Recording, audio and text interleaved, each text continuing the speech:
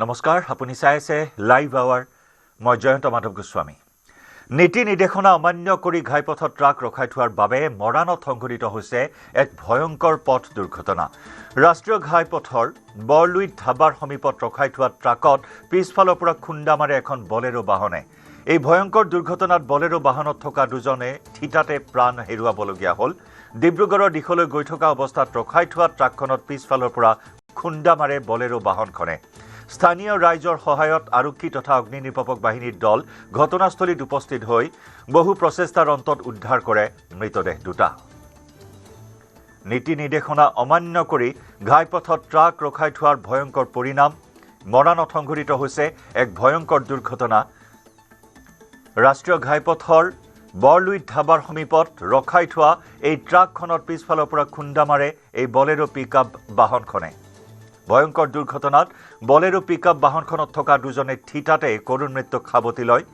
ডিব্ৰুগড়ৰ দিশলৈ গৈ থকা অৱস্থাত ৰখাই থোৱা ট্ৰাকখনত পিছফালৰ পৰা খুন্দা মাৰে বলেৰো পিকআপ বাহনখনে।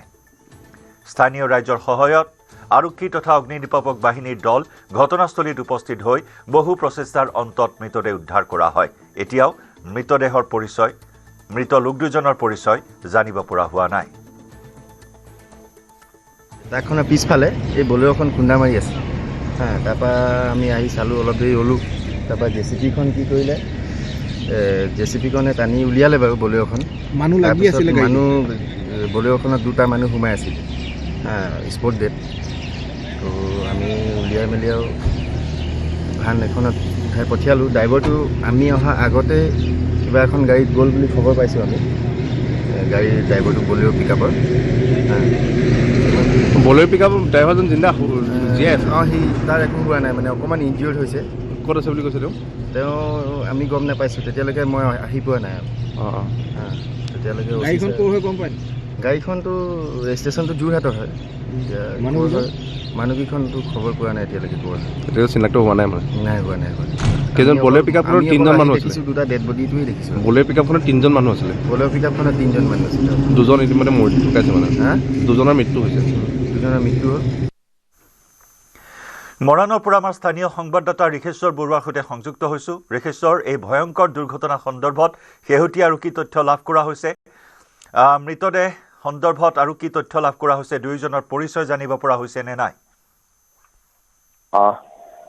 হয়, প্ৰথম কথা ক'ব লাগিব, পুৱা প্ৰায় 6 বজাতে সংঘটিত হৈছিল এই দুৰ্ঘটনা। আৰু খন কুঁৱলীও আছিল আৰু সমান্তৰালকৈ আপুনি কোৱাৰ দৰে নীতি নিয়ম অমান্য কৰি পথৰ কাষত ট্ৰাকখন ৰখাই থোৱাৰ বাবে দুৰ্ঘটনা সংঘটিত হোৱা বুলিও ক'ব পাৰি।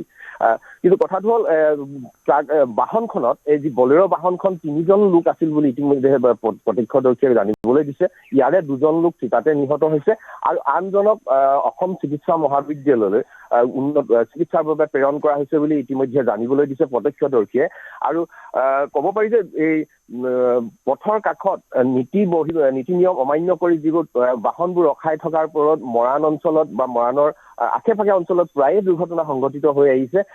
সেয়েহে আজিও এনে ঘটনাৰ বাবে, এনে পথৰ কাষত ৰখাই থোৱাৰ বাবে এনে ঘটনা সংঘটিত হ'বলৈ পাইছে বুলি অনুমান কৰিছে, সন্দেহ প্ৰকাশ কৰিছে স্থানীয় ৰাইজে। আৰু যিয়ে নহওক, যি দুজন নিহত লোক দুজনৰ বৰ্তমানলৈকে পৰিচয় উদ্ধাৰ হোৱা নাই। আৰক্ষীও তদন্ত অব্যাহত ৰাখিছে আৰু বৰ্তমান ঘটনাস্থলীত অগ্নি নিৰ্বাপক বাহিনীয়ে ইতিমধ্যে অগ্নি নিৰ্বাপক বাহিনীৰ সহায়ত মৃতদেহ দুটা উদ্ধাৰ কৰি অনা হৈছে। যিহেতু দুৰ্ঘটনা ইমানেই ভয়ংকৰ আছিল যে থিতাতে 2জন লোক নিহত হোৱাৰ উপৰিও গাড়ীখনৰ পৰা, বাহনকেইখনৰ পৰা অগ্নি সূত্ৰপাত হ'বলৈ লৈছিল। সেই সময়তে অগ্নি নিৰ্বাপক বাহিনীক খবৰ দিয়া হোৱাৰ লগে লগে অগ্নি নিৰ্বাপক বাহিনীয়ে অগ্নি নিৰ্বাপন কৰিলে। অৰ্থাৎ অগ্নি সংযোগ হোৱাৰ আগতেই যি ভয়ংকৰ দুৰ্ঘটনাৰ পৰা আন এটা ভয়ংকৰ দুৰ্ঘটনাৰ পৰা ৰক্ষা কৰিলে বুলি ক'ব পাৰি। আৰু যিয়ে নহওক, বৰ্তমান আৰক্ষীয়ে তদন্ত অব্যাহত ৰাখিছে আৰু মৃত দুটা বৰ্তমান আৰক্ষীৰ জিম্মাত আছে। হয়, ধন্যবাদ ঋষেশ্বৰ।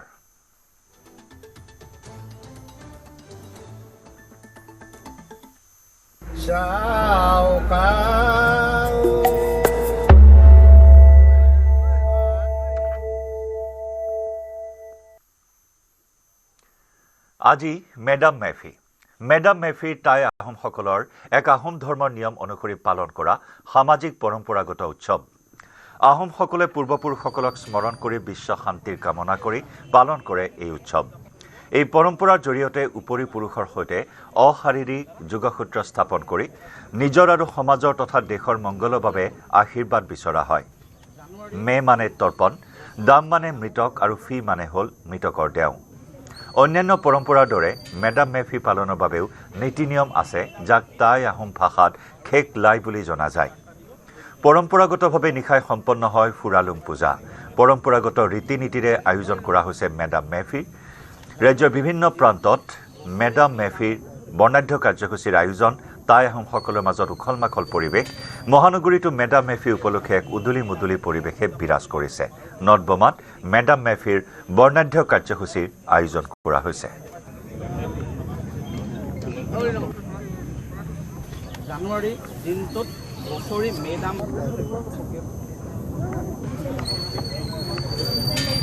এয়া মহানগৰীৰ দৃশ্য দেখুৱাইছোঁ। মহানগৰীত বৰ্ণাঢ্য কাৰ্যসূচীৰে আয়োজন কৰা হয় মেডাম মে ফি, আৰু একেদৰে শিৱসাগৰৰ ভিন্ন প্ৰান্ততো মেডাম মে ফি উদযাপন কৰা হৈছে। শিৱসাগৰৰ ঐতিহাসিক তলাতলৰ ঘৰৰ চৌহদ আৰু বৰ্ডিং খেলপথাৰত উদযাপন কৰা হৈছে মেডাম মে ফি। টাই আহোমৰ ৰীতি নীতিৰে স্মৰণ কৰা হৈছে উপৰি পুৰুষসকলক। পুলিন পুঠাওসকলক স্মৰণ কৰি আহোম জনগোষ্ঠীয়সকলে লৈছে আশীষ।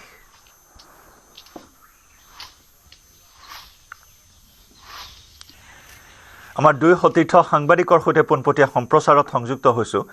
গুৱাহাটীৰ পৰা সতীৰ্থ সাংবাদিক বিষ্ণু শইকীয়া আছে পোনপটীয়া সম্প্ৰচাৰত আমাৰ সৈতে, আৰু একেদৰে শিৱসাগৰৰ পৰা আমাৰ সৈতে সংযুক্ত হৈছে প্ৰদীপ গগৈ। নৰ্থবমাত আছে আমাৰ সতীৰ্থ সাংবাদিক বিষ্ণু। বিষ্ণু, ইতিমধ্যে পূৰ্বৰ বুলেটিনত আপুনি উল্লেখ কৰিছে আজি বৰ্ণাঢ্য কাৰ্যসূচীৰে মেডাম মে ফি উদযাপন কৰা হৈছে নৰ্থবমাত, য'ত মুখ্যমন্ত্ৰী ডক্টৰ হিমন্ত বিশ্ব শৰ্মা উপস্থিত হ'ব। গতিকে সেই কাৰ্যসূচীৰ বিষয়ে আকৌ এবাৰ আপোনাৰ পৰা জানিব বিচাৰিছোঁ, আৰু তাৰ পিছতে প্ৰদীপৰ সৈতে আমি সংযুক্ত হ'ম। নৰ্থবমাত আমি ৰাতিপুৱাই দেখুৱাইছিলোঁ আমাৰ নিউজ 18 দৰ্শকসকলক যে নৰ্থবমাত বৰ্ণাঢ্য কাৰ্যসূচীৰে দিনজোৰা কাৰ্যসূচীৰে আজি মেডাম মে ফি উদযাপন কৰা হৈছে, আৰু ইয়াত মুখ্যমন্ত্ৰী উপস্থিত থাকিব। আৰু আমি ইউনিটত দেখুৱাইছোঁ এটা বৃহৎ আকাৰৰ চাউলুং চুকাফাৰ, স্বৰ্গদেউ চাউলুং চুকাফাৰ এটা প্ৰতিমূৰ্তি নিৰ্মাণ কৰা হৈছে প্ৰায় 15 ফুট উচ্চতাৰ।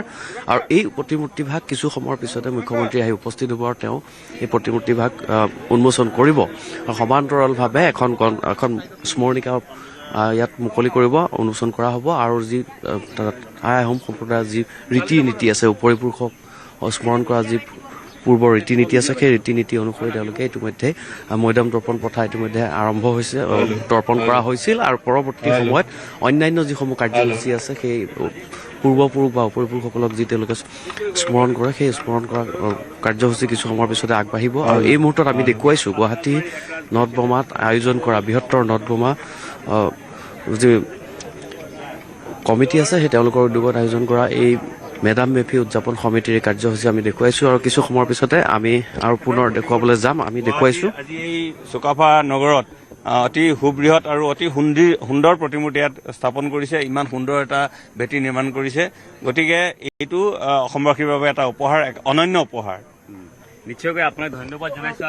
আৰু এই মুহূৰ্তত আমি দেখুৱাইছোঁ ইয়াত কিছু সমবেত সংগীত পৰিৱেশন কৰা হ'ব, আৰু এটা বৃহৎ ভেটিৰ ওপৰত স্থাপন কৰা বৰ অসম গঢ়োতা স্বৰ্গদেউ চাউলুং চুকাফাৰ এই যি প্ৰতিমূৰ্তি, প্ৰায় 15 ফুট উচ্চতাৰ এই প্ৰতিমূৰ্তি, কিছু সময়ৰ পিছতে মুখ্যমন্ত্ৰীৰ লগতে বৈদেশিক পৰিক্ৰমা বিভাগৰ কেন্দ্ৰীয় ৰাজ্যিক মন্ত্ৰী পবিত্ৰ মাৰ্ঘেৰিটা ডাঙৰীয়া উপস্থিত থাকিব, আৰু তেওঁলোকে এই মূৰ্তিভাগ উন্মোচন কৰিব। তাৰ সমান্তৰালভাৱে টাই আহোম সম্প্ৰদায়ৰ যি পুলিন পুঠাসকলক স্মৰণ কৰাৰ যি পূজা, সেই পূজাও হ'ব। আৰু এই মুহূৰ্তত আমি দেখুৱাইছোঁ যে সমবেত সংগীত পৰিৱেশন কৰিবলৈ আগবাঢ়িছে, আৰু ইয়াৰ পাছতেই অন্যান্য যিসমূহ কাৰ্যসূচী আছে, সেই কাৰ্যসূচীসমূহ ধাৰাবাহিকভাৱে দিনজোৰা কাৰ্যসূচীৰে চলি থাকিব। জয়ন্ত। হয় বিষ্ণু, আপুনি পৰিৱেশ দেখুৱাই থাকিব। এই পৰিৱেশ আমাৰ দৰ্শকসকলক আমি আগবঢ়াম আপোনাৰ জৰিয়তে। একেদৰে শিৱসাগৰৰ পৰা আমাৰ সতীৰ্থ সাংবাদিক প্ৰদীপ গগৈও আছে। প্ৰদীপ, আপুনি কোনটো স্থানত এই মুহূৰ্তত উপস্থিত আছে, আৰু কি কাৰ্যসূচী আছে আজি মেডাম মে ফি উপলক্ষে? হয়, মই বৰ্তমান উপস্থিত আছোঁ শিৱসাগৰৰ ঐতিহাসিক তলাতল ঘৰৰ বাকৰিত আৰু এই তলাতল ঘৰত বছৰি মেডাম মেফি উদযাপন কৰি অহা হয়। আজিও ইয়াত মেডাম মেফি ইয়াত উদযাপন কৰা হৈছে সম্পূৰ্ণ পুৰাতন ৰীতি নীতিৰে। মই ইয়াত পৰিৱেশ দেখুৱাইছোঁ যে পূৰ্বপুৰুষসকলক স্মৰণ কৰিছে আৰু মেডাম মেফিত পূৰ্বপুৰুষসকলক স্মৰণ কৰাৰ উপৰিও আচলতে এই মেডাম মেফিত টাই আহোম জনগোষ্ঠীয়সকলে ঘাইকৈ প্ৰকৃতি পূজা কৰে। ইয়াত প্ৰকৃতি পূজা কৰে। ইয়াত মই দেখুৱাইছোঁ এই ধৰণে পূজাৰ বাবে তেওঁলোকে ইতিমধ্যে সাজু কৰিছে আৰু ইয়াত যিসকল মুলুং আহি ইতিমধ্যে উপস্থিত হৈছেহে আমি তেওঁলোকৰো ভাষ্য ল'ম। কিন্তু তাৰ পূৰ্বে মই পৰিৱেশ দেখুৱাইছোঁ যে প্ৰথমবাৰ 1900 যুগ যুগ ধৰি মেডাম মেফি উদযাপন কৰি অহা হৈছে, কিন্তু 1983 চনত প্ৰাক্তন মুখ্যমন্ত্ৰী প্ৰয়াত হিতেশ্বৰ শইকীয়াৰ নেতৃত্বত প্ৰথম 1983 চনৰ পৰা 31 জানুৱাৰী দিনটোত মেডাম মেফি উদযাপন কৰি অহা হয় আৰু তেতিয়াৰ পৰা এই স্থানত মেডাম মেফি উদযাপন কৰি আহিছে 1983 চনৰ পৰা। আৰু মই দেখুৱাইছোঁ ইয়াত সুন্দৰকৈ হৈছে, ইয়াত জ্ঞান বিদ্যাৰ অধিকাৰী দেৱী জাচিংফা, সেইদৰে তাপ আৰু পোহৰৰ অধিকাৰী সপ্ত শক্তি আধাৰ দেৱতা, এই সকলোৰে প্ৰতি তেওঁলোকে পূজা তেওঁলোকে আগবঢ়াইছে। মই বৰ্তমান এটি প্ৰাৰ্থনাৰ মাজলৈ লৈ যাব বিচাৰিছোঁ।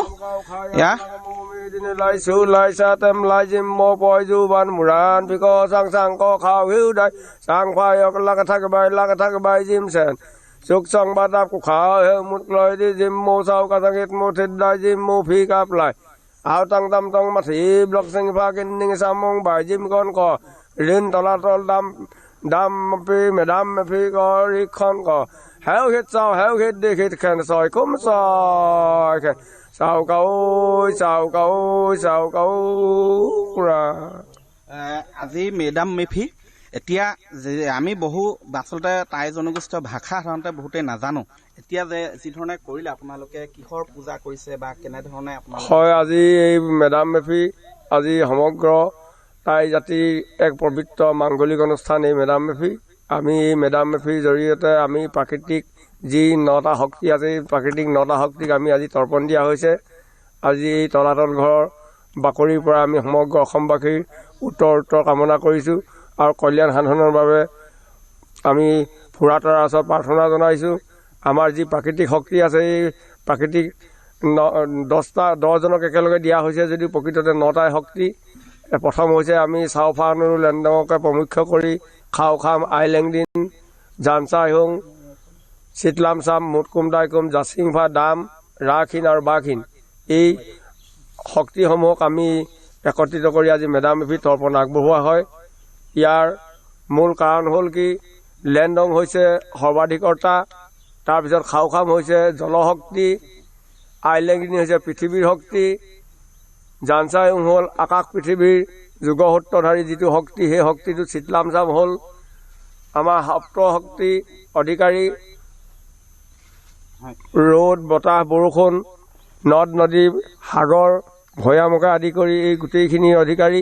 তাৰ মুটকুম টাইকুম হ'ল জীৱৰ জীৱন্তা নিয়ন্তা শক্তি, তাৰপিছত হ'ল জাচিংফা জ্ঞানৰ শক্তি, দাম মৃতকৰ শক্তি, ৰাখিন বাখিন হ'ল অপশক্তি। গতিকে এই শক্তিসমূহক আজি তৰ্পণ আগবঢ়াইছোঁ যাতে সমগ্ৰ অসমবাসীৰ এই শক্তিসমূহে আমাক সদায় সহায় কৰি পিনি কল্যাণ সাধন কৰে।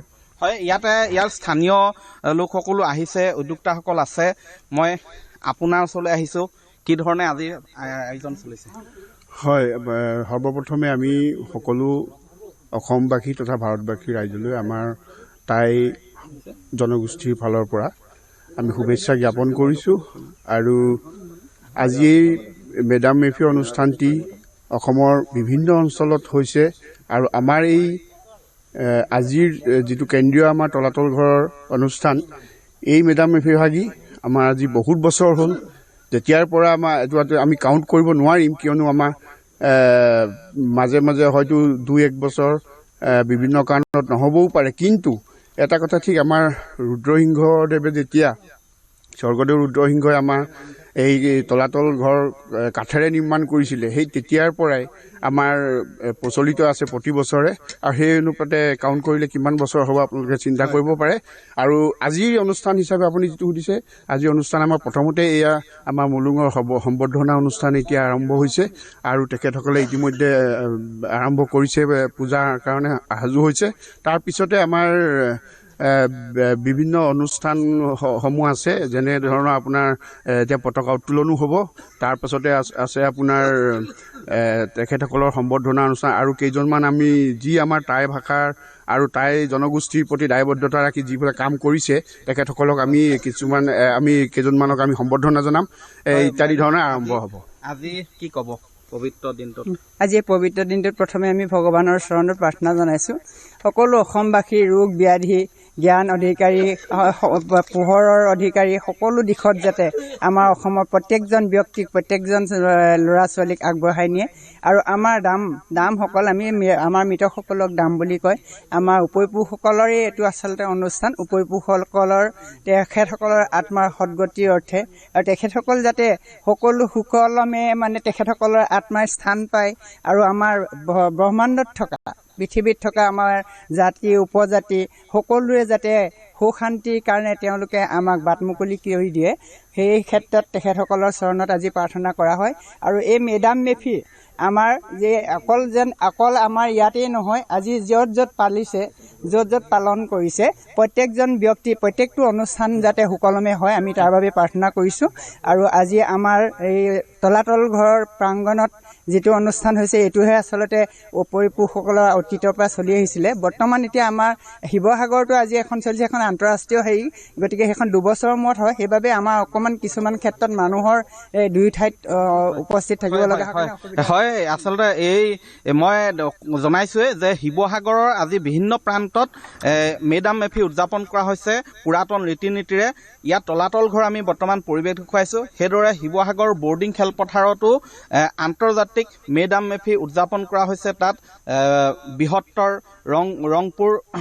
ৰংপুৰ মেডাম মেফি উদযাপন সমিতিৰ উদ্যোগত আৰু এয়া মই দেখুৱাইছোঁ তলাতল ঘৰ পৰিৱেশ তলাতল ঘৰত ইয়াত দেখিছেই সম্পূৰ্ণ পৰম্পৰাগত ৰীতি নীতিৰে ইয়াত মেডাম মেফি উদযাপন কৰা হৈছে ইয়াত পূৰ্বপুৰুষসকলক সশ্ৰদ্ধ আজি স্মৰণ কৰা হৈছে আশীষ যাতে দিয়ে অনাগত দিনবোৰ যাতে সকলোৰে মংগল সাধন হয় কুশল মংগলে পাৰ হয় তাৰ বাবে পূৰ্বপুৰুষসকলৰ যাতে আশীষ দিয়ে তাৰ বাবে ইয়াত সকলোৱে আশীষ লৈছে স্মৰণ কৰিছে আৰু প্ৰকৃতি পূজা ইয়াত কৰা হৈছে মই দেখুৱাইছোঁ পুনৰ যে এই মেডাম মেফিতেই পূৰ্বপুৰুষসকলক পুলিন পুঠাসকলক স্মৰণ কৰাৰ সমান্তৰালকৈ ইয়াত প্ৰকৃতি পূজা কৰা হয় ইয়াত আমাৰ যি টাই আহোম জনগোষ্ঠীয়সকলে বিশ্বাস কৰে তেওঁলোকে যে 9টা মূল শক্তি আছে প্ৰকৃতিৰ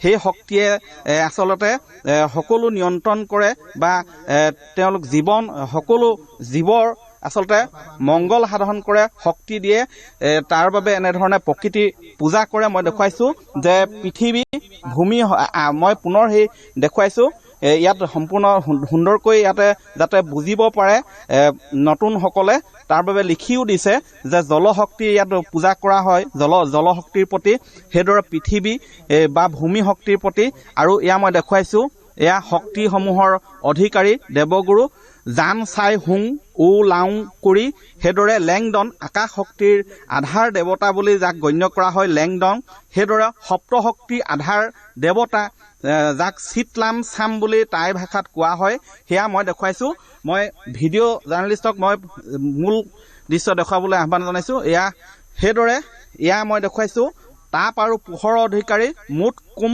টাই কুম বুলি টাই ভাষাত কোৱা হয় সেইদৰে জ্ঞানৰ তথা বিদ্যাৰ অধিষ্ঠাত্ৰী দেৱী যাক জাচিংফা বুলি টাই ভাষাত কোৱা হয় তেওঁৰ প্ৰতিও আচলতে জাচিংফা তথা জ্ঞানৰ অধিষ্ঠাত্ৰী দেৱীৰ প্ৰতিও ইয়াত সশ্ৰদ্ধ ইয়াত আজি বন্তি প্ৰজ্বলন কৰি আশীষ লোৱা হৈছে যিসকল ইতিমধ্যেই ইহ সংসাৰ এৰিছে তেওঁলোকৰ প্ৰতিও ইয়াত সশ্ৰদ্ধ প্ৰণাম ইয়াত স্মৰণ কৰা হৈছে সেইদৰে ব্ৰহ্মাণ্ডৰ ৰোগ ব্যাধিৰ কাৰক স্বৰূপ শক্তি যাক ৰাম ক্ষীণ বা ক্ষীণ বুলি টাই ভাষাত কোৱা হয় আৰু এনেধৰণে মই দেখুৱাইছোঁ পৰিৱেশ ইয়াত সুন্দৰকৈ ইয়াত এনেধৰণে আজি পৰম্পৰাগত ৰীতি নীতিৰে ইয়াত মে ডাম মে ফি এনেধৰণেই উদযাপন কৰা হৈছে। মই পুনৰ ইয়াৰ এগৰাকী উদ্যোক্তাসকল আছে, মই পুনৰ ভাষ্য ল'ম আপোনালৈ। এয়া যিটো দা কি ক'ব আজি এই পবিত্ৰ দিনটোত কি বাৰ্তা দিব? সঁচাকৈ আজি যি ঐতিহাসিক তলাতল ঘৰ প্ৰাংগণত যি আমি ধাৰাবাহিকভাৱে যি আমাৰ মে ডাম মে ফি মৃতকৰ আমাৰ দামসকলক শ্ৰদ্ধা জনোৱা তৰ্পণ জনোৱা উদ্দেশ্যে যি অনুষ্ঠান আমি কৰি আহিছোঁ, আজি ইতিমধ্যে আমাৰ পূজা শুভাৰম্ভ হৈছে দেখিছে। মনুসকলে আহি তেওঁলোক আমাৰ যি পৰম্পৰাগত পূজা অৰ্চনা এই আৰম্ভ কৰিছে। আমাৰ মৃতকসকলক শ্ৰদ্ধা জনোৱা উদ্দেশ্যে যি আমাৰ মে ডাম মে ফি অনুষ্ঠিত কৰা হয়। আৰু ইয়াত গোটেই শিৱসাগৰৰ প্ৰত্যেকজন সচেতন মানুহ ইয়াত জড়িত হৈ থাকে। আৰু প্ৰত্যেকবাৰে দেখিছোঁ এই ধাৰাবাহিকতাটোৰ লগত আমাৰ শিৱসাগৰৰ প্ৰত্যেকজন সচেতন মানুহ আৰু যিসকলে ফুৰাটাৰ প্ৰতি শ্ৰদ্ধা আছে তেখেতসকলে সন্মান জনোৱাৰ উদ্দেশ্যে আচলতে ইয়াত সমবেত হৈ আমাৰ যথেষ্ট 2000 মানুহৰ কাৰণে আহাৰ গ্ৰহণ কৰিব পৰা ইতিমধ্যে কাৰিকৰে খাদ্য প্ৰস্তুত কৰি আছে। আৰু যি আমাৰ খোৱা বোৱাৰ ব্যৱস্থা আছে আৰু পিতৃপুৰুষ চাউলুং চুকাফাৰ প্ৰতিমূৰ্তিত সন্মুখত প্ৰতিচ্ছবিৰ সন্মুখত আমাৰ বন্তি প্ৰজ্বলন হ'ব। এই কাৰ্যসূচীবোৰ সমান্তৰালভাৱে চলি থাকিব। হয় জয়ন্ত, এনেধৰণে চলিছে। আৰু এটা কথা লক্ষণীয় যে মই পুনৰ কৈছোঁ যে আহোম ৰাজত্ব কালৰ পৰাই মে ডাম মে ফি উদযাপন কৰা হৈছে, কিন্তু 1983 চনৰ পৰা 31 জানুৱাৰী দিনটোতে সকলোৱে একেটা দিনতে মে ডাম মে ফি উদযাপনৰ ব্যৱস্থা কৰা হয়। পূৰ্বতে 1983 চনৰ পূৰ্বে আচলতে এনেকুৱা জানুৱাৰী বা ফেব্ৰুৱাৰী মাহৰ ভিতৰত সেই সময়ত উদযাপন কৰা হৈছিলে। ভিন্ন প্ৰান্তত আচলতে সময় একে নাছিলে, কিন্তু 1983 চনৰ পৰা এই ঐতিহাসিক তলাতল ঘৰতে প্ৰথম 31 জানুৱাৰী দিনটোত মে ডাম মে ফি উদযাপন কৰা হয়। আৰু তাৰ পিছৰ পৰা 31 জানুৱাৰী দিনটোত প্ৰতি বছৰে আচলতে মে ডাম মে ফি। প্ৰদীপ, আপুনি বৰ্ণাঢ্য কাৰ্যসূচীৰ বিষয়ে সবিস্তাৰে জনালে, ধন্যবাদ জ্ঞাপন কৰিছোঁ। এই মুহূৰ্তত পৰৱৰ্তী সময়ত আমি পুনৰ সংযুক্ত হ'ম আপোনাৰ সৈতে।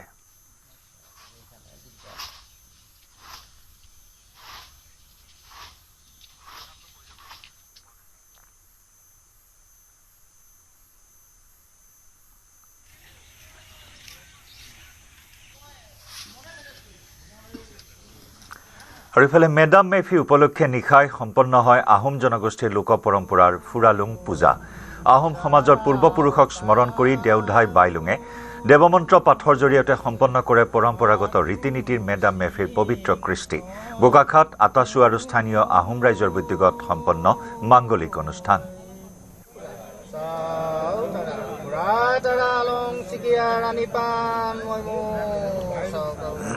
খুৰাতেৰাৰ ওচৰত আমি সেৱা জনাইছোঁ। আমি সদৌতা আহোম ছাত্ৰ সন্থা বোকাখাট মহকুমা সমিতি, আহোম সভা বোকাখাট মহকুমা সমিতি আৰু বোকাখাট নগৰ সমিতিৰ উদ্যোগত আমি দুদিনীয়া কাৰ্যসূচীৰে এই যি পৰম্পৰা, আমি পৰম্পৰা ৰক্ষা কৰি আমাৰ এই কাৰ্যসূচী ইতিমধ্যে চলি আছে। আমি আশা কৰোঁ এই মাংগলিক কাৰ্যৰ জৰিয়তে আমি এই বোকাখাট অঞ্চলৰ বা সদৌতি অঞ্চলৰ আমি যিসকল মানে বেয়া প্ৰভাৱ সেইবোৰ যাতে নাশ কৰি আমি এটা সৎ পথেৰে আমি যাতে আগুৱাই যাব পাৰোঁ। তেখেতসকলৰ পূৰ্বপুৰুষে যাতে আমাক সেৱা জনায়, তাৰ উদ্দেশ্যে আমি অনুষ্ঠানভাগ আয়োজন কৰিছোঁ। পৰৱৰ্তী খবৰ, কেন্দ্ৰীয় গৃহমন্ত্ৰী অমিত শ্বাহৰ উপস্থিতিত বিজেপিৰ বৈঠক। বাজপেয়ী ভৱনত বিজেপিৰ ৰাজ্যিক নেতৃত্বৰে বৈঠক। অমিত শ্বাহৰ উপস্থিতিত বিজেপিৰ কোৰ কমিটিৰ বৈঠক অনুষ্ঠিত হয়।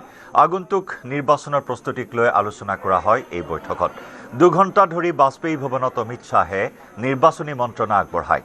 বৈঠকত সমষ্টিভিত্তিক প্ৰস্তুতি সম্পৰ্কতো আলোচনা। অনাগত নিৰ্বাচনত NDA হিচাপে অৱতীৰ্ণ হ'ব বিজেপি। বৈঠকত ভোট বৃদ্ধি আৰু আসন বৃদ্ধিৰো পৰামৰ্শ অমিত শ্বাহৰ। বৈঠকত প্ৰস্তুত কৰা হয় পৰৱৰ্তী নিৰ্বাচন সূচী। বৈঠকত মুঠ 25 জন বিষয়ববীয়াই অংশগ্ৰহণ কৰে।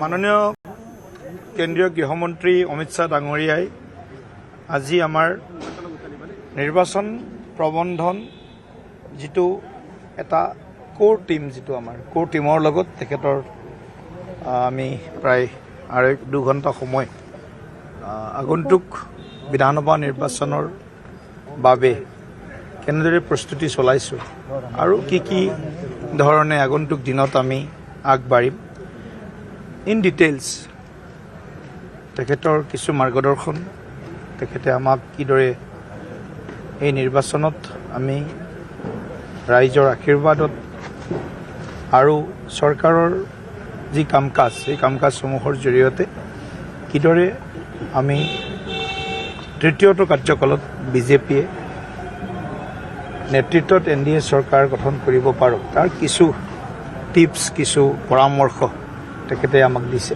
গতিকে আমি তেখেতৰ এই বৈঠকক লৈ আজি যথেষ্ট আমি আশাবাদী হোৱাৰ লগতে আগন্তুক আমাৰ যি নিৰ্বাচনী যি কৰ্মসূচী, সেইসমূহো আমি আজি কিছু প্ৰস্তুত কৰাৰ দিশত আমি আগবাঢ়িছোঁ আৰু তেখেতে বিভিন্ন কাম তেখেতে কেনেদৰে কৰিব লাগিব, এই গোটেইবিলাক বিষয় খুব পুংখানুপুংখভাৱে তেখেতে আমাৰ সন্মুখত ৰাখিছে। মিত্ৰতাত থাকি আমি নিৰ্বাচন খেলিম, NDA হিচাপে নিৰ্বাচন খেলিম, এইটো আজি তেখেতৰ আমাৰ আলোচনাৰ বিষয় আছিলে। গতিকে আমি মিত্ৰপক্ষত থাকি আমি NDA হিচাপে এই নিৰ্বাচনত আমি অৱতীৰ্ণ হ'ম আৰু পূৰ্বতকৈ অধিক ভোট বৃদ্ধি আৰু পূৰ্বতকৈ অধিক আসন বৃদ্ধিৰে আমি এইবাৰ শক্তিশালীভাৱে ৰাইজৰ আশীৰ্বাদেৰে আমি NDA চৰকাৰ গঠন কৰিম। যিখিনি আমাৰ ঘটক দল আছে, গোটেইখিনিৰ লগত আমাৰ বুজাবুজি এটা পৰ্যায়ত আগৰ পৰাও আছে, বৰ্তমানো আছে আৰু কম সময়ৰ ভিতৰতে আমি আমাৰ ৰাজনৈতিক যিখিনি আমাৰ সিদ্ধান্ত মিত্ৰতা সম্পৰ্কত, সেইখিনি আমি আটাইকেইটা ৰাজনৈতিক দলৰ লগত বহি আমি চূড়ান্ত কৰিম। নিশা বগীবিল দলঙত ভীষণ যান-জঁট। ডিব্ৰুগড়ৰ পৰা ধেমাজিলৈ যোৱা পথত তীব্ৰ যান-জঁট।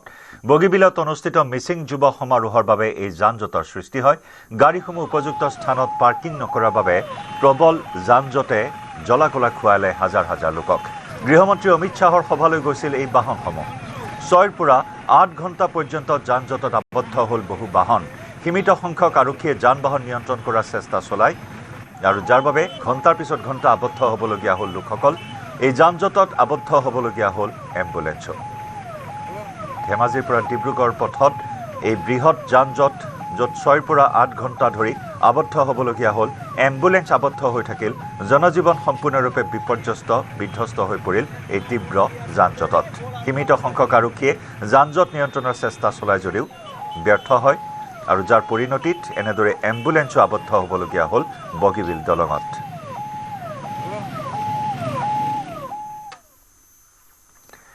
বালিপাৰাত বিজেপি নেতাৰ ঘৰত চোৰৰ চাফাই অভিযান। শোণিতপুৰ জিলা বিজেপিৰ প্ৰাক্তন সভাপতি তথা বৰ্তমানৰ বিজেপিৰ ৰাজ্যিক কাৰ্যনিৰ্বাহক সদস্য মৃণাল শইকীয়াৰ ঘৰত চোৰৰ লুটপাট। ঘৰত কোনো নথকাৰ সুযোগ লৈ দুৱাৰৰ তলা ভাঙি চোৰে নিলে প্ৰায় 10 তোলা সোণৰ অলংকাৰ। এই ঘটনা সন্দৰ্ভত চাৰিদুৱাৰ আৰক্ষী থানাত এজাহাৰ দাখিল কৰিছে ভুক্তভোগী পৰিয়ালটোৱে। ৰাতিপুৱা মই 10:15-20 মানত স্কুললৈ ওলাই গৈছো। তেতিয়া তলা মাৰি থৈ গৈছিলো, ঘৰত আমি নাছিলো কোনো। তাৰপিছতে আহি পেলাই যেতিয়া 3:30 বজাত আহি ঘৰ পাওঁতে তাৰপিছতে দেখো পিছফালে যেতিয়া মই যাওঁ পিছফালে তলা মাৰিছিলো। তাৰপিছতে তলাটো মানে তলাটো নাছিলে, দুৱাৰখন মানে বন্ধ কৰি থৈ গৈছে। পিছত হলো ভয় খাই পেলাই মই ওচৰৰ মানুহঘৰক চিঞৰি আহিলো। আহি পেলাই এনেকে ভিতৰ সোমাই দেখিলো মোৰ গোটেই গডৰেজৰ দুৱাৰ গোটেই খোলা, তলা চলা ভাঙি দিছে, লগ ভাঙি পেলাই গহনা একোৱেই। এয়া পোনপটীয়া সম্প্ৰচাৰ আগবঢ়াইছো নৱমাত মেডাম মেফিৰ কাৰ্যসূচীত। এয়া মুখ্যমন্ত্ৰী ডক্টৰ হিমন্ত বিশ্ব শৰ্মা উপস্থিত হৈছে। মুখ্যমন্ত্ৰীগৰাকীয়ে উন্মোচন কৰিব চাউলুং চুকাফাৰ এক বৃহৎ প্ৰতিমূৰ্তি। এয়া মুখ্যমন্ত্ৰী ডক্টৰ হিমন্ত বিশ্ব শৰ্মা নৱমাত উপস্থিত হৈছে, মেডাম মেফিৰ কাৰ্যসূচীত উপস্থিত হৈছে। পৰম্পৰাগতভাৱে মেডাম মেফি উদযাপন কৰা হৈছে। কেন্দ্ৰীয় মন্ত্ৰী পবিত্ৰ মাৰ্ঘেৰিটা উপস্থিত হৈছে। নৱমাত মেডাম মেফিৰ বৰ্ণাঢ্য কাৰ্যসূচীৰে উদযাপন কৰা হৈছে, য'ত স্বৰ্গদেউ চাউলুং চুকাফা, বৰ অসমৰ ভেটি প্ৰতিষ্ঠা কৰা স্বৰ্গদেউ চাউলুং চুকাফাৰ বৃহৎ এটা প্ৰতিমূৰ্তি উন্মোচন কৰিব মুখ্যমন্ত্ৰী ডক্টৰ হিমন্ত বিশ্ব শৰ্মাই। এয়া মুখ্যমন্ত্ৰীগৰাকী উদযাপন কমিটিৰ তৰফৰ পৰা উষ্ম আদৰণি জনোৱা হৈছে। আদৰণি জনাইছে মুখ্যমন্ত্ৰী ডক্টৰ হিমন্ত বিশ্ব শৰ্মা ডাঙৰীয়াক। এটা বিশেষ ক্ষণ আৰু সেই বিশেষ ক্ষণৰ সাক্ষী হৈছে সমগ্ৰ অসমবাসী। কেন্দ্ৰীয় ঐচ্ছিক মন্ত্ৰী পবিত্ৰ বাৰিষা এটা ডাঙৰীয়াকো আমি সম্বৰ্ধনা জনাব বিচাৰিছোঁ। ইতিমধ্যে সম্বৰ্ধনা জনাইছে সুনীল কুমাৰ গগৈ ডাঙৰীয়াই। মেডাম মেফি টাই আহোমসকলৰ এই ধৰ্মীয় উৎসৱ পৰম্পৰাগত ৰীতি নীতিৰ মাজেৰে উদযাপন কৰা হৈছে। এয়া নটবমাত বৃহৎ কাৰ্যসূচী মেডাম মেফিৰ। এয়া মুখ্যমন্ত্ৰীগৰাকীয়ে স্বৰ্গদেউ চাউলুং চুকাফাৰ প্ৰতিমূৰ্তি উন্মোচন কৰিব। আমি উন্মোচন কৰিছোঁ তথ্য সম্বলিত এই বিশেষ উপলক্ষ সংকল্পনেৰে উৰুলিৰে এই ক্ষণটো অধিক পবিত্ৰ কৰি তুলিছে। ইয়াৰ পাছতে আমি ইয়াৰ পাছৰ কাৰ্যসূচীটোৰ মাজলৈ সোমাই যাব বিচাৰিছোঁ।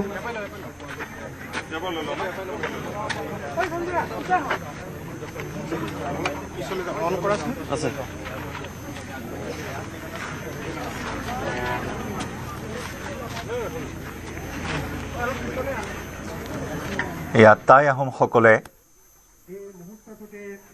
মেডাম মেফি উদযাপন কৰি উপৰি পুৰুষৰ পৰা আশীৰ্বাদ বিচৰা এক পৰম্পৰা। আৰু আমি দেখুৱাইছোঁ এক বিশেষ মুহূৰ্ত, এক বিশেষ ক্ষণ।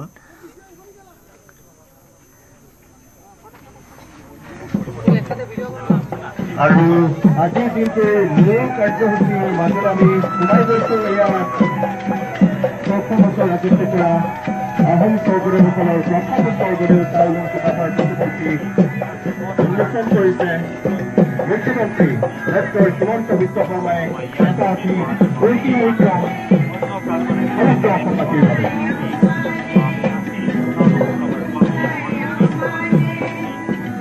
এয়া এই প্ৰতিমূৰ্তি স্বৰ্গদেউ চাউলুং চুকাফাৰ প্ৰতিমূৰ্তি উন্মোচন কৰিলে মুখ্যমন্ত্ৰী ডক্টৰ হিমন্ত বিশ্ব শৰ্মাই।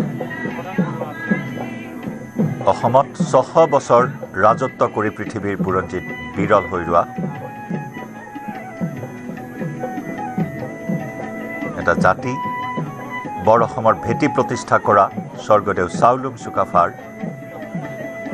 অৱদানক স্মৰণ কৰি সন্মান জনাই আজি এনেদৰে নটবমাত স্বৰ্গদেউ চাউলুং চুকাফাৰ এই বৃহৎ প্ৰতিমূৰ্তি উন্মোচন কৰা হৈছে। মুখ্যমন্ত্ৰী ডক্টৰ হিমন্ত বিশ্ব শৰ্মাই এই প্ৰতিমূৰ্তিভাগ উন্মোচন কৰিলে।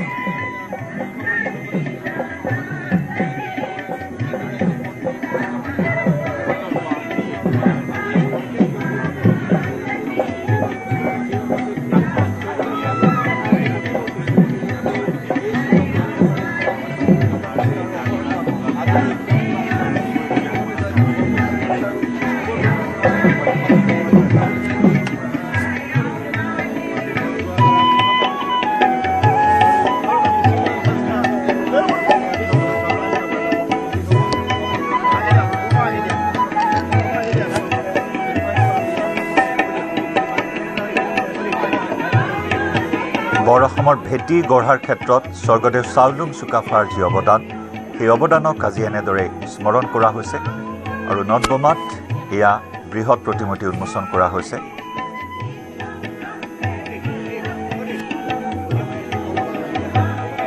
অসমত ৬০০ বছৰীয়া আহোম ৰাজত্বৰ গৌৰৱোজ্জ্বল ৬০০ বছৰীয়া আহোম ৰাজত্বৰ গুৰি ধৰোতা স্বৰ্গদেউ চাউলুং চুকাফা, যি স্বৰ্গদেউ চাউলুং চুকাফাই অচিনা অজানা ঠাই ব্ৰহ্মপুত্ৰ উপত্যকাত লগতনা এমুঠিমান মানুহৰ নেতা হিচাপে আহি স্থানীয় জনগোষ্ঠীসমূহৰ প্ৰতি কোনো ধৰণৰ শত্ৰুতা প্ৰদৰ্শন নকৰাকৈ অসীম সহিষ্ণুতা আৰু সৌহাৰ্দ্য প্ৰমাণ কৰি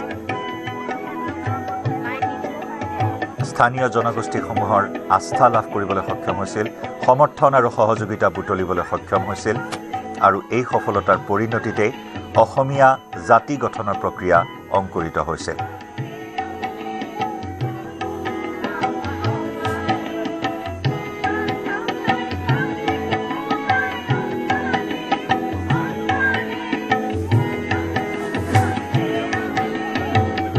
আৰু ইতিহাসত স্বৰ্গদেউ চাউলুং চুকাফা শ্ৰেষ্ঠ সমন্বয় প্ৰতিষ্ঠাকৰ্তা হিচাপে আজি পৰিচিত।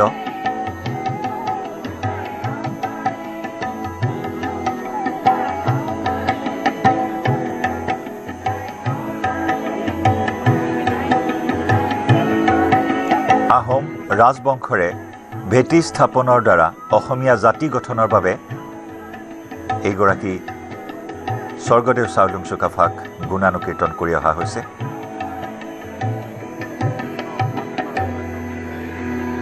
ধন্যবাদ পৰম শ্ৰদ্ধাভাজন সুধীবৃন্দ, আপোনালোক সকলোকে আজি মেডাম মেফিৰ এই পবিত্ৰ থানত আপোনালোকক আন্তৰিক শ্ৰদ্ধা জনাইছোঁ আৰু ফুৰাতাৰাক আমি প্ৰাৰ্থনা জনাইছোঁ সবাৰ উন্নতিৰ বাবে জন্মিং প্ৰদান কৰক।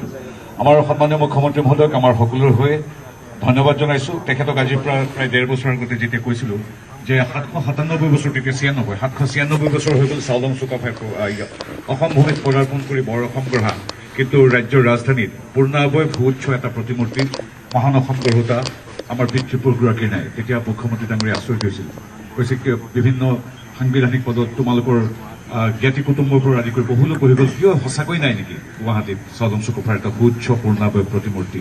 তৎক্ষণাৎ তেখেতৰ আনটাইড ফাণ্ডৰ পৰা আমাক অৰ্থ ৰাখি দিছিল আৰু এইটো 797 বছৰৰ পিছত আজি অসমৰ ৰাজধানীত প্ৰথমটো সুউচ্চ পূৰ্ণাবয় ৰাজসিংহাসনত অধিষ্ঠিত চাওলুং চুকাফাৰ মূৰ্তি তেখেতৰ সহযোগত আমি স্থানীয় ৰাইজৰ সহযোগত আমি নিৰ্মাণ কৰিবলৈ সক্ষম হৈছোঁ। ইয়াত মুখ্যমন্ত্ৰী মহোদয়ৰ নিৰ্ধাৰিত পুঁজি, মোৰ ৰাজ্যসভাৰ সাংসদৰ পুঁজি আৰু আমাৰ প্ৰায় অসম উন্নয়ন পৰিষদৰ পুঁজিৰে আমি 1.5 কোটি টকাৰ এটা প্ৰকল্প কৰি আছোঁ, বিভিন্ন ধৰণৰ আন্তঃগাঁথনিমূলক উন্নয়ন। সেইখিনিৰ লগতে এগৰাকী গৌৰৱী অসমীয়া আৰু কৃতজ্ঞ আহোম হিচাপে তেখেতক ময়ো এগৰাকী তেখেতৰ অনুৰোধ হিচাপে এইকাৰণে ধন্যবাদ জনাইছোঁ। চাওলুং চুকাফাৰ প্ৰতিমূৰ্তিৰ পৰা আদি কৰি প্ৰতিটো জাতি জনগোষ্ঠীৰ লগতে কেৱল চাওলুং চুকাফাই নহয়, আমাৰ চৰাইদেউ বিশ্ব ঐতিহ্য ক্ষেত্ৰ প্ৰদানৰ পৰা ৰংঘৰ প্ৰকল্পলৈকে লাচিত বৰফুকনৰ সুউচ্চ প্ৰতিমূৰ্তিৰ পৰা আমাৰ মলমসকলক সন্মান যচালৈকে প্ৰত্যেকটো ক্ষেত্ৰতে প্ৰতিটো জাতি জনগোষ্ঠীৰ দৰেই বৰ অসম গঢ়োতা আহোম জনগোষ্ঠীৰ বাবে তেখেতে যিখিনি অৰিহণা যোগাইছে, এগৰাকী গৌৰৱী অসমীয়া কৃতজ্ঞ আহোম হিচাপে মই তেখেতক ধন্যবাদ জনাই ফুৰাতাৰ ওচৰত তেখেতৰ মংগলময় আৰু সফল জীৱনৰ বাবে কামনা কৰি আপোনালোকৰ সুভাষিক শুভেচ্ছা বিচাৰিছোঁ। ধন্যবাদ। এয়া মুখ্যমন্ত্ৰী মহোদয়লৈ মাইক্ৰফোন আগবঢ়াই দিছোঁ। ভাৰত চৰকাৰৰ সন্মানীয় মন্ত্ৰী পবিত্ৰ মাৰ্ঘেৰিটা ডাঙৰীয়া, আমাৰ সাংসদ প্ৰদান বৰুৱা ডাঙৰীয়া, মেডাম মেফি সমিতিৰ সভাপতি মিতুল গগৈ ডাঙৰীয়া, সুনীল কুমাৰ গগৈ ডাঙৰীয়া, নবীন হাতীমূৰীয়া ডাঙৰীয়া, ধ্ৰুৱ নাৰায়ণ ফুকন ডাঙৰীয়া, নিৰুদ্ধ বৰগোহাঁই ডাঙৰীয়াকে আদি কৰি আজিৰ এই পবিত্ৰ দিনটোত সমবেত ৰাইজ, আই মাতৃসকল আৰু যুৱক যুৱতী, বন্ধু বান্ধৱীসকল, আজি পবিত্ৰ মেডাম মেফি উপলক্ষে মই টাই আহোম জনগোষ্ঠীৰ লগতে সমগ্ৰ ৰাজ্যবাসীক আন্তৰিক অভিনন্দন জ্ঞাপন কৰিছোঁ। এই শুভ দিনটোত বৃহত্তৰ গুৱাহাটী কেন্দ্ৰীয় মেডাম মেফি উদযাপন সমিতিৰ এই প্ৰাংগণত বৰ অসমৰ ভেটি গৰুতা স্বৰ্গদেউ চাওলুং চুকাফাৰ প্ৰতিমূৰ্তি উন্মোচন কৰিবলৈ পাই মই নিজকে সৌভাগ্যৱান বুলি অনুভৱ কৰিছোঁ। 13 শতিকাৰ আৰম্ভণিতে স্বৰ্গদেউ চাওলুং চুকাফাৰ নেতৃত্বত টাই আহোমসকলৰ আগমনে অসমৰ সামাজিক সাংস্কৃতিক জীৱন তথা অসমীয়া জাতিৰ ইতিহাসত এক নতুন অধ্যায়ৰ আৰম্ভণি কৰিছিল।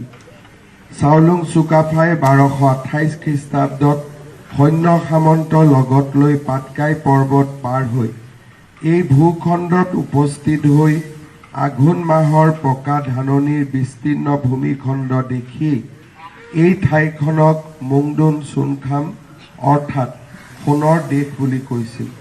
তেওঁ সদলবদে সমতলেদি পশ্চিমৰ দিশে আগবাঢ়ি এই ভূখণ্ডত নিজৰ বসতি স্থাপন কৰিছিল। চৰাইদেউত ৰাজধানী পাতি অসমীয়া মানুহৰ এক নতুন ইতিহাসৰ পাতনি মেলিছিল। চুকাফাই অসম আগমনৰ পূৰ্বে এই অঞ্চলত মৰাণ, বৰাহী, চুতীয়া আৰু কছাৰীসকল বসতি কৰিছিল। এই ভূখণ্ডত খিতাপি লৈ এই জনগোষ্ঠীসমূহৰ লগত তেওঁ সম্পৰ্ক স্থাপন কৰিলে। সকলোৰে লগত মনৰ এক সমন্বয়ৰ ভেটি নিৰ্মাণ কৰিলে আৰু সূচনা হ'ল অসমীয়া জাতীয় পৰিচয়ৰ আৰম্ভণি। আৰু আমি তেতিয়াৰ পৰা আজিলৈকে আমাৰ জাতিটোৰ এই বৰ্ণিল ইতিহাসৰ বিষয়ে আমি সকলোৱে অৱগত। আমাৰ সংঘাত, আমাৰ সম্পদ, আমাৰ উচ্চ মুহূৰ্তবোৰ আৰু কেতিয়াবা বিষাদৰ মুহূৰ্তবোৰ, এই গোটেইবিলাক আমি সকলোৱে একেলগে সাক্ষী হৈ আছোঁ। যেতিয়া আমি সঁচাকৈয়ে আমাৰ জাতিটো আগবাঢ়ে, আমি চাউলুং চুকাফাৰ প্ৰতি শ্ৰদ্ধা জনাওঁ আৰু জাতিটোত যেতিয়াই কষ্ট হয়, দুখ হয়, তেতিয়া আমি স্বৰ্গদেউ চাউলুং চুকাফাৰ পৰা প্ৰেৰণা লাভ কৰিবলৈ প্ৰচেষ্টা কৰোঁ। আমাৰ জাতীয় জীৱন আৰু বৰ অসম নিৰ্মাতা স্বৰ্গদেউ চাউলুং চুকাফা আমাৰ সকলোৰে প্ৰেৰণাৰ প্ৰতীক আৰু আমাৰ বাবে এক সৰ্বকালৰ আদৰ্শ। তেখেতৰ এটি পূৰ্ণ অৱয়ৱৰ প্ৰতিমূৰ্তি সিংহাসনত অধিষ্ঠিত হৈ থকা এই প্ৰতিমূৰ্তিটো আজি মেডাম মেফিৰ এই পবিত্ৰ দিনটোত উদ্বোধন কৰিবলৈ পাই মই সঁচাকৈয়ে আনন্দিত, গৰ্বিত আৰু নিজকে সৌভাগ্যৱান বুলিও অনুভৱ কৰিছোঁ। আজিৰ পৰা কিছু বছৰ আগতে মই এই অঞ্চললৈ আহোঁতে বা মেডাম মেফি অনুষ্ঠানত যোগ দিবলৈ আহোঁতে আমাৰ গুৱাহাটীৰ টাই আহোম জনগোষ্ঠীৰ লোকসকলক এই সমগ্ৰ ক্ষেত্ৰখনৰ উন্নয়নৰ পৰামৰ্শ দিছিলোঁ। আমাৰ বাবে আনন্দৰ বিষয় যে আমাৰ কেন্দ্ৰীয় মন্ত্ৰী পবিত্ৰ মাৰ্ঘেৰিটাই বৃহত্তৰ গুৱাহাটী কেন্দ্ৰীয় মেডাম মেফি উদযাপন সমিতিৰ সৈতে হাতত হাত ধৰি এই ক্ষেত্ৰখনৰ উন্নয়নৰ বাবে কাম কৰিছে। মই অত্যন্ত আনন্দিত যে আজি লাহে লাহে এই ক্ষেত্ৰখন আমাৰ পৰিৱৰ্তন আৰু সৌন্দৰ্য বৃদ্ধিৰ দিশত আগবাঢ়িছে। গুৱাহাটীলৈ তেতিয়া সেই বছৰতে মই কৈ গৈছিলোঁ যে গুৱাহাটীলৈ কোনোবা ব্যক্তি আহিলে আমি 600 বছৰীয়া আহোম বুৰঞ্জীৰ বিষয়ে জনাব খুজিলে লৈ আহি দেখুৱাবলৈ আমাৰ হাতত একোৱে নাছিল। আজি অন্ততঃ নটবমাত এই ক্ষেত্ৰখনৰ উন্নতিয়ে আমাক সেই সুবিধা প্ৰদান কৰিব। নিতুল গগৈ ডাঙৰীয়াই মোক এই ক্ষেত্ৰখনৰ বাবে এখন সম্পূৰ্ণ ক্ষেত্ৰখন সামৰি এখন ৱাল আৰু আন বিভিন্ন উন্নয়নমূলক কামৰ বাবে সহযোগিতা আগবঢ়াবলৈ অনুৰোধ কৰিছে। পবিত্ৰ মাৰ্ঘেৰিটা আৰু মই লগ লাগি এই ক্ষেত্ৰখনৰ বাবে আৰু 2 কোটি টকা আমি অনুমোদন দিম, যাতে ইয়াৰ অভাৱ অভিযোগবোৰ আপোনালোকে পৰ্যায়ক্ৰমে দূৰ কৰিব পাৰে। পুনৰ এবাৰ মই সকলোকে মেডাম মেফিৰ আন্তৰিক শুভকামনা আৰু আমাৰ পূৰ্বপুৰুষসকলৰ প্ৰতি যিসকলে এই জাতিটো নিৰ্মাণ কৰি থৈ গ'ল, সকলো পূৰ্বপুৰুষৰ প্ৰতি মই শ্ৰদ্ধা জনাই মই মোৰ চমু বক্তব্যৰ সামৰণি মাৰিছোঁ। ধন্যবাদ।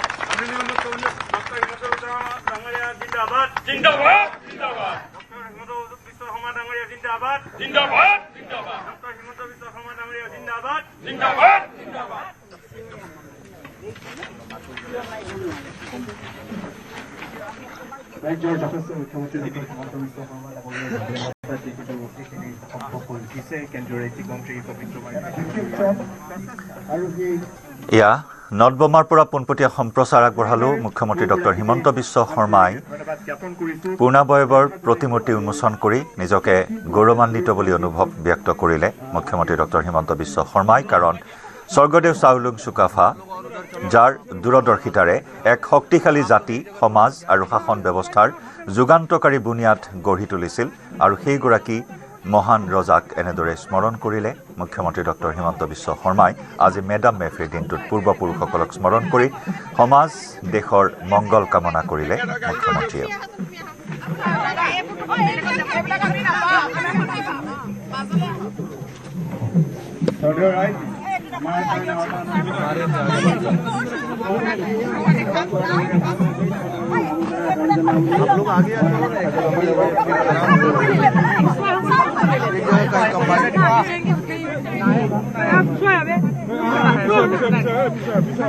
आप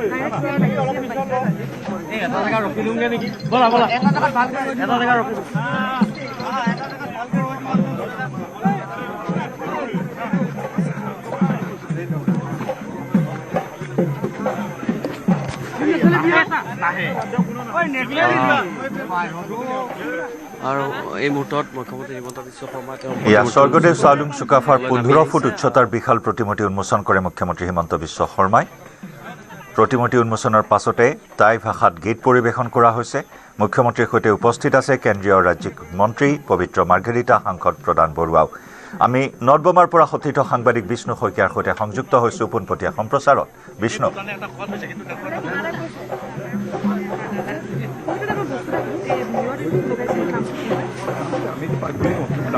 বিষ্ণু, আপোনাৰ সৈতে সংযুক্ত হৈছোঁ।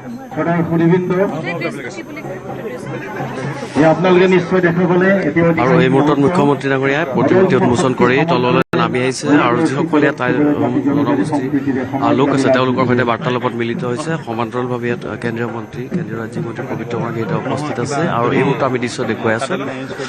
মুখ্যমন্ত্ৰীৰ সৈতে চেলফি উঠাত ব্যস্ত হৈছে একাংশ লোক। তেওঁলোকে মুখ্যমন্ত্ৰীৰ সৈতে চেলফি উঠিছে আৰু মুখ্যমন্ত্ৰীও খুব আনন্দৰে তেওঁলোকৰ সৈতে চেলফি উঠোৱা দেখিবলৈ পোৱা গৈছে।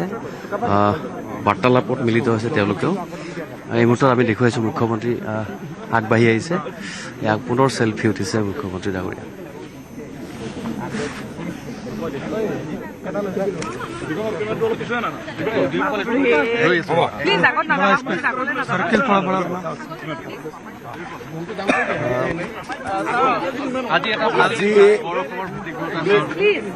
আজি পবিত্ৰ মেডাম মেফি আৰু এই পবিত্ৰ দিনটোতে বৰ অসমৰ ভেটি গৰুতা আমাৰ সকলোৰে পৰম পূজনীয় স্বৰ্গদেউ চাওলুং চুকাফাৰ এটা সুন্দৰ প্ৰতিমূৰ্তি আমি গুৱাহাটীৰ মেডাম মেফি ক্ষেত্ৰত নটবমাত উদ্বোধন কৰিছোঁ। এটা গৌৰৱৰ দিন, সৌভাগ্যৰ দিন। কেন্দ্ৰীয় মেডাম মেফি উদযাপন সমিতি আৰু আমাৰ ৰাজ্যিক কেন্দ্ৰীয় মন্ত্ৰী পবিত্ৰ মাৰ্ঘেৰিটাই এই প্ৰতিমূৰ্তিটো নিৰ্মাণৰ ক্ষেত্ৰত বিশেষ আগভাগ লৈছিল। মই তেখেতসকলকো ধন্যবাদ জনাইছোঁ আৰু আজিৰ এই পবিত্ৰ দিনটোত আমাৰ পূৰ্বপুৰুষসকলৰ প্ৰতি মই মোৰ শ্ৰদ্ধা নিবেদন কৰিছোঁ। গুৱাহাটীত এটা সম্পূৰ্ণ অৱয়বৰ যিধৰণে আমি চুকাফাৰ প্ৰতিমূৰ্তি উজনি অসমত দেখা পাওঁ, গুৱাহাটীত নিশ্চিতভাৱে এটা অভাৱ আছিলে আৰু আজি সেই অভাৱটো দূৰ হ'ল। আৰু মই ভাবোঁ যে অন্তত গুৱাহাটীলৈ আহি যিসকলে স্বৰ্গদেউ চাওলুং চুকাফাক শ্ৰদ্ধা জনাব খোজে তেওঁলোকে এতিয়াৰ পৰা এই ক্ষেত্ৰখনলৈ আহি সেই সুবিধা গ্ৰহণ কৰিব পাৰে। কংগ্ৰেছে যিটো এটা বৰ ডাঙৰ শব্দ কৈছে, এতিয়া আপোনালোকে যাওঁতে মানৱেন্দ্ৰ শৰ্মা কমপ্লেক্সত আপোনালোকে ৰেকৰ্ড কৰি যাব। তেওঁলোকে কৈছে নতুন বৰ অসম। নতুন বৰ অসম মানে কি? বৰ অসমটো স্বৰ্গদেউ চাওলুং চুকাফাই 600 বছৰ আগতে 1200 খ্ৰীষ্টাব্দতে নিৰ্মাণ কৰিলে। নতুন মানে কি? তাৰমানে চাওলুং চুকাফাৰ বৰ অসমখন নহয়। নতুন বৰ অসম মানে কি? যে অবৈধ বাংলাদেশীসকলক সংযোজন কৰি তেওঁলোকে এটা নতুন বৰ অসম নিৰ্মাণ কৰিব খুজিছে। মই আজি ইমান দিনে দেখা নাছিলোঁ। আজি ইয়ালৈকে আহোঁতে ফট কৰি ৱালখনলৈকে মোৰ দেৱাল লিখনটোলৈকে চকু গ'ল আৰু ইমান এটা ডেঞ্জাৰাছ ৱাল লিখন লিখি থৈ দিছে, আপোনালোকৰ কাৰো চকুত পৰা নাই। এইটোৱে ডাঙৰ কথা। বৰ অসম নহয়, নতুন বৰ অসম। মোৰ যদি ভুল হোৱা নাই এতিয়া আপোনালোকে গৈ চাব পাৰিব। এইটো এটা কিমান ডাঙৰ কথা। নতুন বৰ অসম মানে কি? যে যিসকল বিদেশী সোমালে, বাংলাদেশী সোমালে, তেওঁলোকক লৈ আজিৰ পৰা বৰ অসম এখন হ'ব। কিন্তু আমাৰ বৰ অসমখন হ'ল 600 বছৰ আগতে স্বৰ্গদেউ চাওলুং চুকাফাই নিৰ্মাণ কৰি থৈ যোৱা বৰ অসম। গতিকে মই কংগ্ৰেছক মই অনুৰোধ জনাম, এই নতুন বৰ অসমখনৰ কনচেপ্টটো কি তেওঁলোকে আমাক বুজাই দিয়ক। এতিয়া প্ৰথম কথা যে এই মই আজি মেডাম মেফিৰ দিনটোত ৰাজনৈতিক কথা ক'ব খোজা নাই আৰু বিশেষকৈ ইয়াৰ পৰা মই ক'ব খোজা নাই খালি মই এটাই কথা বুজো যে আমাক লাগে স্বৰ্গদেউ চাওলুং চুকাফাই নিৰ্মাণ কৰি যোৱা বৰ অসম নতুন বৰ অসমৰ আমাক প্ৰয়োজন নাই ইয়াতে মই ভাবো যে ইয়াতে আমি ৰাজনৈতিক কথা বতৰা পতা বা উত্তৰ দিয়াটো বহুত সমীচীন নহ'ব দিনটো মোৰ কেইবাটাও অনুষ্ঠান আছে দিনটোত মোক 5-6 বাৰ লগ পাব বেলেগ অনুষ্ঠান সকলোৱে আপোনালোকে শুনিলে চলি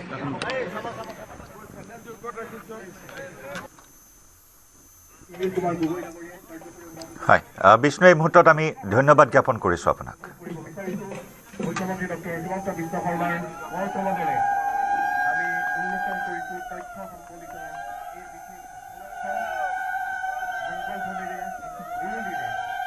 বিশেষ সুবিধা প্ৰদান কৰি অসমীক আটকধুনীয়াকৈ সজাই তুলিবলৈ সক্ষম হোৱা সৰ্বকালৰ জননেতা জনপ্ৰিয়তাৰ শিখৰত অৱতীৰ্ণ কৰা আমাৰ শ্ৰদ্ধাৰ ডক্টৰ হিমন্ত বিশ্ব শৰ্মাদেৱ আৰু লগতে যুৱমন্ত্ৰী আহোম গৌৰৱ শ্ৰীযুত পবিত্ৰ মাৰ্ঘেৰিটা দেৱক আৰু লগতে প্ৰধান বৰুৱাদেৱক আমি অসমবাসী হৈ আহোম সম্প্ৰদায়ৰ জ্ঞাতিবৰ্গ হৈ অশেষ ধন্যবাদ আৰু কৃতজ্ঞতা জনাইছোঁ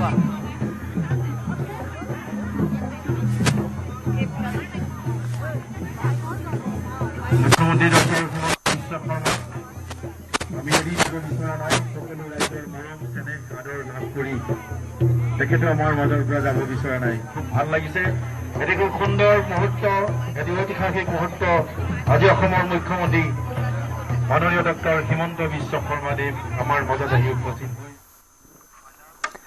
ইয়াৰ সৈতে সময় হ'ল লাইভ আৱাৰৰ পৰা বিদায় লোৱাৰ নমস্কাৰ